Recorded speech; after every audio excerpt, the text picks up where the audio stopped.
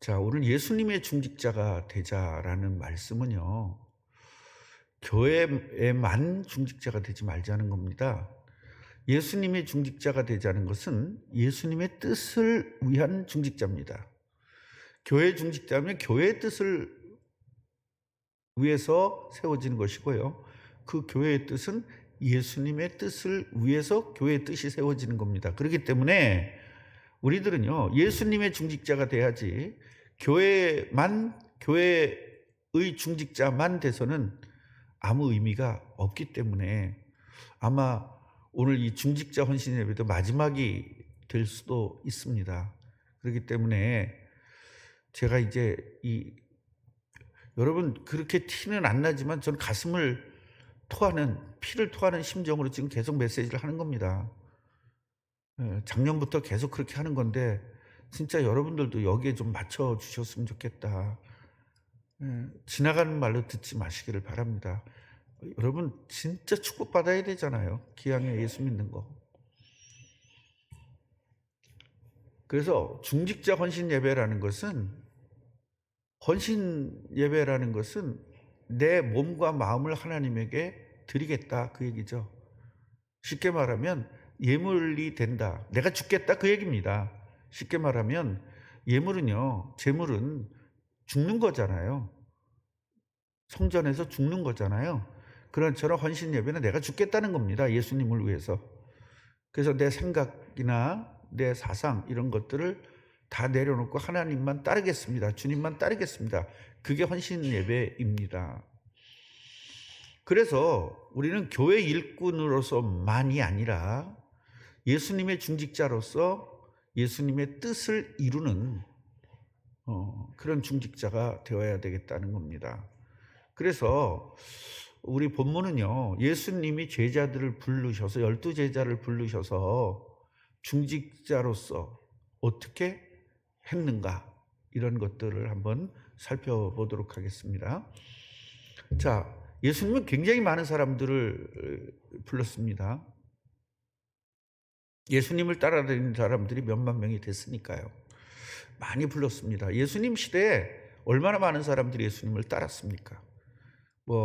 오병이어에 보도 남자만 5,000명, 아이들도 있고 여자들도 있고 그랬었기 때문에 그런 엄청난 인원들이 예수님을 따랐죠.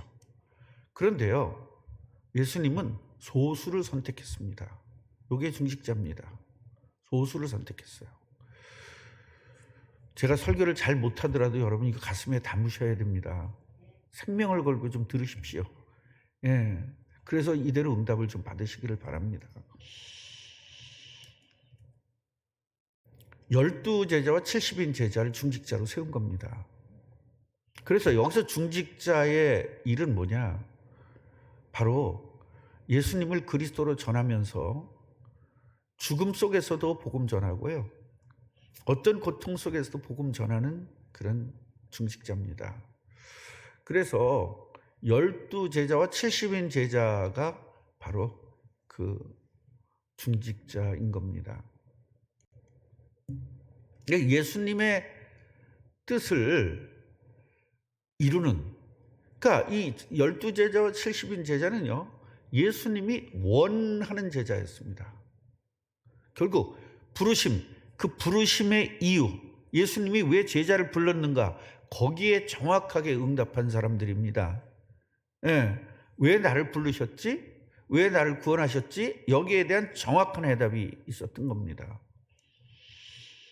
자, 중직자로 세워진 사람들의 이름을 살펴보면요, 11제자는 성공했고 한 제자는 실패했습니다. 과연 나는 11제자 속에 들어갔는지 한 제자 속에 들어갔는지 여러분 점검을 해봐야 됩니다. 김혜숙 권사님 힘들어도 잘 들으셔요. 졸지 말고. 난 피토하는 심정이라고 했는데도 지금 졸리세요? 졸려도 좀 참으세요. 나 여러분들하고 이게 며칠 안 남았어요. 몇 번 아마 이런 메시지 할 날이 며칠 안 남았습니다.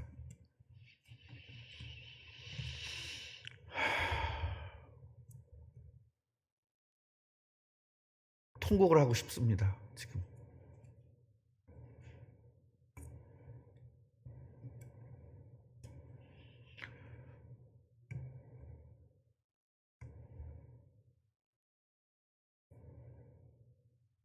제가 기도를 해야 되겠다, 교회를 위해서 금식 기도를 하러 갔는데 중직자들이 새벽 기도를 안 나와요. 근데 그때 정말 정념이 다 떨어졌거든요. 그러나 정념이 떨어진 대로 살 수는 없다. 또 회복하면 되니까. 예수님은 어제 잘못해도 오늘 새로 하면 된다. 저는 그런 마음을 가지고 또 내 마음을 다잡았거든요. 목사는 교회 하나 살려보겠다고 생명을 걸고 금식기도 갔는데 중직자들은 새벽 기도를 안 나와요. 이게 말이 안 되잖아요. 여러분 말 된다고 생각합니까? 그게 저 혼자만의 생각입니까? 지금 내가 피를 토한다는 그렇게 했는데도 이게 참 무지 답답합니다. 이럴 때.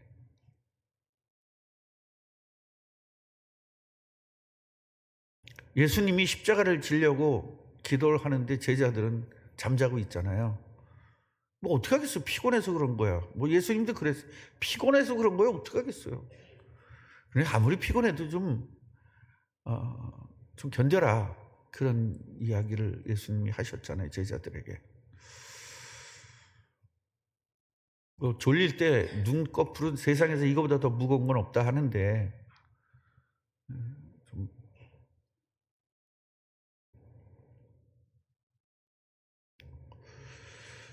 자, 베드로는 실패한 것 같지만 성공했습니다. 왜냐하면 회개했기 때문입니다. 야고보, 요한, 안드레, 빌립, 바돌로메, 마태, 야고보, 다데오, 시몬 11 제자입니다. 그리고 실패한 제자가 있습니다. 성공한 것 같은데 실패했어, 이 사람은. 예수님의 공동체에서 재정부장이었습니다. 굉장히 똑똑하고 아는 것도 많고 굉장히 앞서가는 사람입니다. 그런데요, 예수님을 그리스도로 믿질 않습니다. 그냥 나를 가르쳐주는 선생님으로만 생각합니다. 결국은 예수를 팔게 되죠. 예수를 팔았다는 것은 그냥 단순하게 예수님을 팔았다는 게 아니라 예수님을 어떻게 했다는 거죠? 죽였다는 겁니다. 네.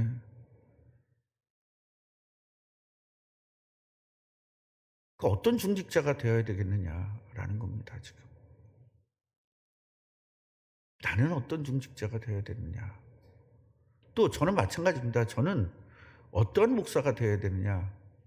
지금 이런 물음에 우리는 답변을 해야 되는 것입니다. 자, 성공하는 제자는 어떤 것을 가지고 있기 때문에 성공했느냐. 11 제자는 무엇을 가지고 있느냐. 이제 그거죠. 첫 번째는 믿음의 눈을 가졌어요. 예수님이 그리스도라는 것, 주님에 대해서 정확하게 본 거죠. 다른 사람들은 어떻게 봤습니까? 예수님을 요셉의 아들로 봤어요. 예수님을 저 후진 동네에서 태어난 한 사람으로 봤습니다. 그런데요, 성공한 제자들은 예수님을 그리스도로 봤습니다. 하나님으로 봤고요. 그분이 이 세상을 창조한 창조주로 봤습니다. 그렇기 때문에 믿음이 굳건해질 수밖에 없죠. 여러분 진짜 예수님이 지금 재림해가 여기 계신다면 여러분 뭐 졸겠어요? 진짜? 네, 아무리 피곤해도 졸겠습니까? 예수님이 진짜 여기 오셨다면. 우리는 예배 이런 마음으로 드려야 됩니다. 우리 그래서 예수의 이름으로 예배하자 그러잖아. 예수님의 이름으로 예배하자. 우리의 이름으로 예배하지 말고 정말 그래서 오죽하면 정신을 차리고 바울은 그래서 정신을 차려라. 두 번째는 순종의 마음입니다. 주님이 어떤 분인지 알았으니까 하나님인지 알았으니까 순종하는 거예요. 그냥 무조건 순종하는 게 아닙니다. 그건 맹종이라고 그랬어요. 그거는 바보죠. 맹종은 바보입니다. 순종해야 될 이유를 찾은 거죠. 내가 순종할 대상이 어떤 분이냐 이 말이에요.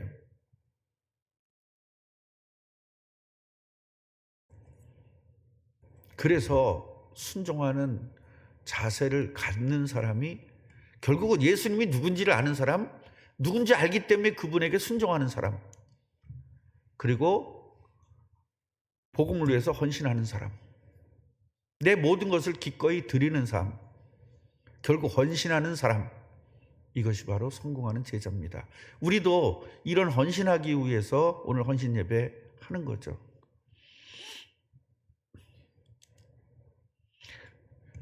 그러면 예수님은 중직자들에게 뭘 줬냐? 능력을 준 겁니다.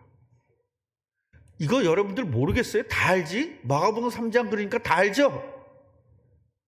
문제는 이걸 갖고 살아야죠. 임마누엘입니다. 하나님이 함께 하시는 능력을 가졌다는 거예요. 그 알면 뭐합니까? 이걸 사용해야지. 여러분 삶 속에서 사용해야 된단 말이죠. 직장에서도 이걸 사용해야 되고요. 내 사업 속에서 이걸 사용하는 거예요. 이걸 사용 못하니까 맨날 투덜대는 겁니다. 불만 나오고. 하나님의 능력을 가졌는데 무슨 불만이 필요 있고 뭐가 있습니까? 하나님의 능력을 가졌는데. 제자에게 이걸 줬다는 거예요. 그러니까 중직자에겐 이걸 이미 준 겁니다. 안 믿어서 그렇지. 뭐 가정에 문제가 있으면 어떻습니까? 이 능력이 있는데. 이런 제자를 여러분, 교회는요, 너희는 모든 족속으로 제자 삼으란 말은 이런 제자를 삼으라는 거예요. 하나님이, 예수님이 그리스도인 것을 마음에 믿고 마음의 주인으로 모시면 그 다음부터는 주님께서 함께 하시잖아요. 이거를 깨닫는 사람을 찾으라는 겁니다. 두 번째로는 전도하는 사람입니다. 그러니까 예수님을 믿는다는 건 전도자로 세움을 받은 겁니다. 그런데 전도 안 한다, 그 얘기는 뭐죠? 순종하지 않는 거죠. 결국 순종하지 않는다는 것은 결국 제자로서의 자격이 없는 것입니다. 그래서 성경의 모든 축복을 다 누릴 수 있는 방법은 순종인 거예요. 그러니까 순종할 이유를 발견하고 순종할, 저 사람이 누군지 알아야 순종할 거 아닙니까? 그걸 정확하게 아는 거예요. 예수님이 누군지를 정확하게 아는 거죠. 진짜 창조주 하나님이라면 순종 안 할까요? 진짜 안다면?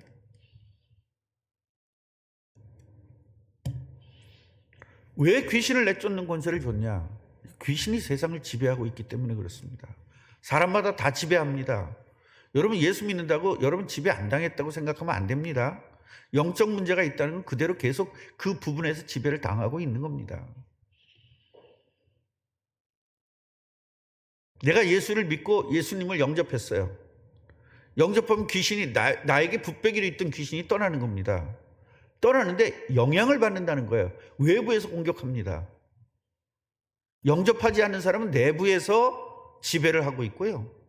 예수님을 영접한 사람은 외부에서 공격을 합니다. 결국 내부에서 공격을 받으나 외부에서 공격을 받으나 공격받는 건 똑같습니다. 이 부분을 여러분들이 좀 정확하게 알아야 됩니다. 그러니까 악한 세력을 물리치는 능력을 주지 않으면 우리는 악한 세력과 싸우는 게 전도거든요. 왜냐하면 우리가 전도 대상자들이 귀신이 그 사람들을 지배하고 있기 때문에 우리가 그 귀신을 내쫓고 그걸 꺾고 그리고 전도해야 되는 거기 때문에, 그래서 이 능력이 나타나야 되기 때문에 기도하는 겁니다. 그래서 기도가 아니고는 이런 유가 나갈 수 없다. 기도해야 하나님의 능력이 나가는 것입니다.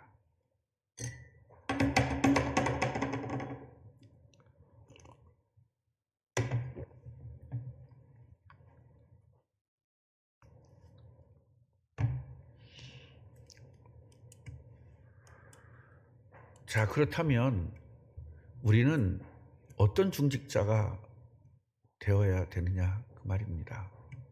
먼저 예수님의 뜻을 아는 겁니다. 예수님의 뜻이 뭐예요? 세계복음화죠. 그리고 재림하는 겁니다. 이걸 아는 거예요.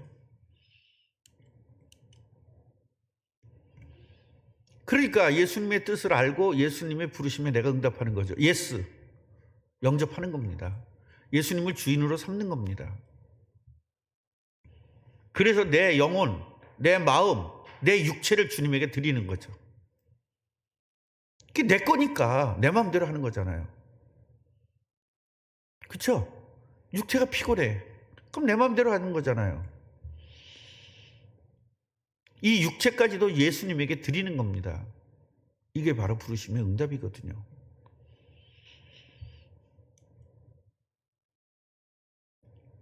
그래서 예수님이 우리와 함께 하는 거죠. 임마누엘. 결국 부르심에 응답한다는 것은 영접하는 거예요. 졸리신 분들은요, 적으세요. 적으면 안 졸려요. 그냥 뭘 적어야 되는지 모르면 그냥 그대로 그냥 적으세요. 그러면 안 졸립습니다. 저는 학교 다닐 때 혹시라도 졸게 될까봐 선생님한테 부탁해서 맨 앞자리에 앉았습니다. 항상. 맨 앞자리에 앉으면 졸 수가 없거든요. 그래서 선생님하고 계속 아이 컨택을 합니다. 그래서 여러분들이 목사가 설교할 때 아이 컨택을 계속 해 주셔야 돼요.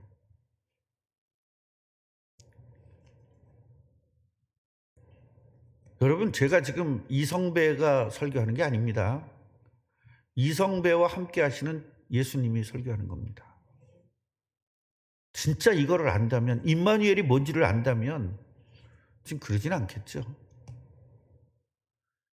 여러분, 시장 만나는데 아무리 피곤해도 시장하고 대화하는데 졸겠어요?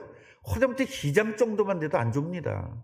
그런데 예수님이다, 하나님이다, 여러분 이런 생각을 좀 하십시오.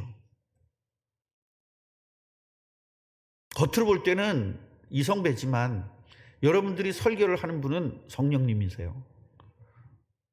이 부분을 여러분 정확하게 알아야 되는 겁니다. 이게 믿어져야 돼요.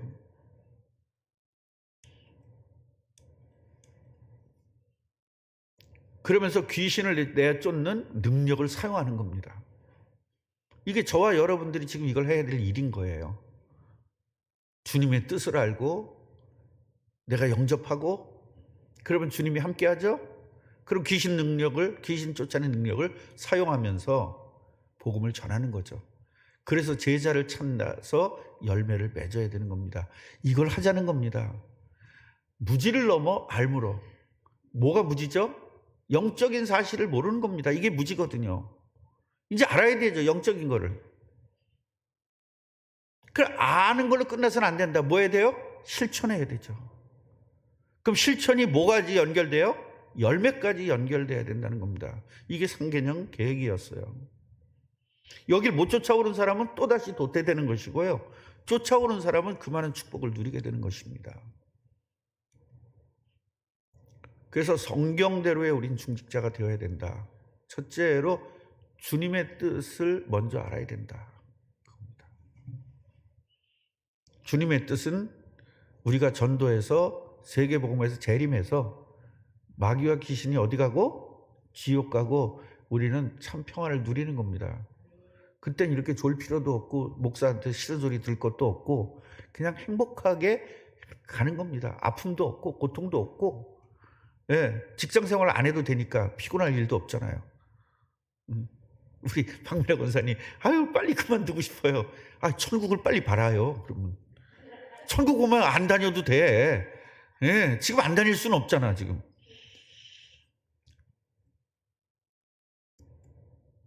진짜 천국을 빨리 오면 돼요. 언제 오죠? 빨리 전도하면 오는 거예요. 그럼 내가 전도 안 한다는 건 뭐죠? 나는 계속 이 고통을 당하고 살겠다는 겁니다. 고통당하시는 사람은 전도해야 됩니다. 한 명이라도.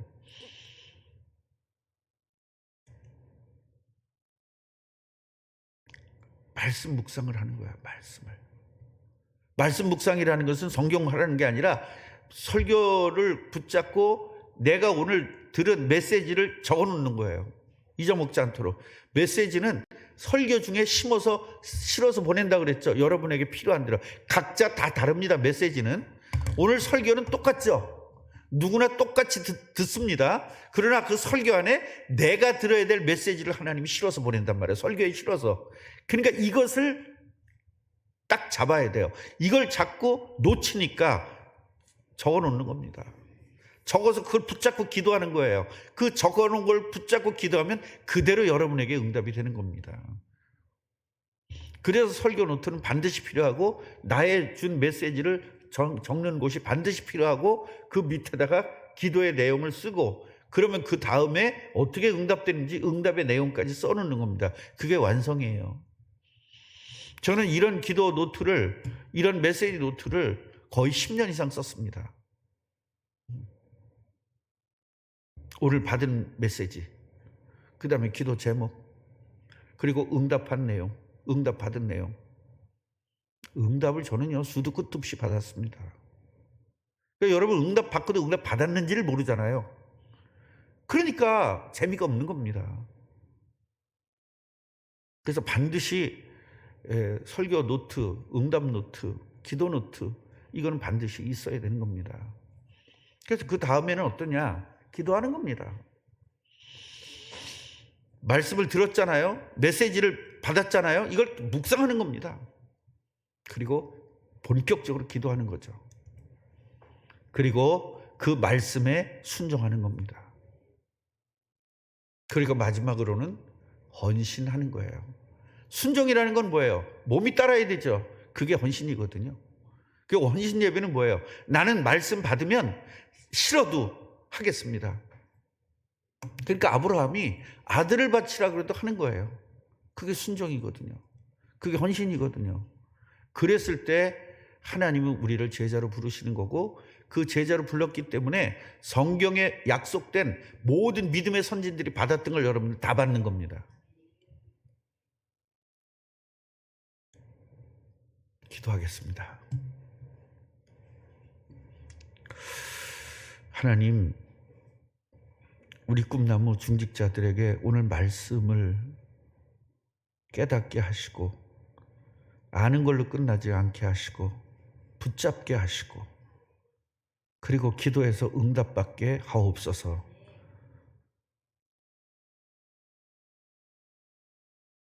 전도의 계획을 세우고, 기도의 계획을 세우고, 예배 성공의 계획을 세워서 마귀가 꼼짝 못하는 참된 중직자들이 되게 하옵소서. 예수 그리스도 이름으로 기도합니다. 아멘.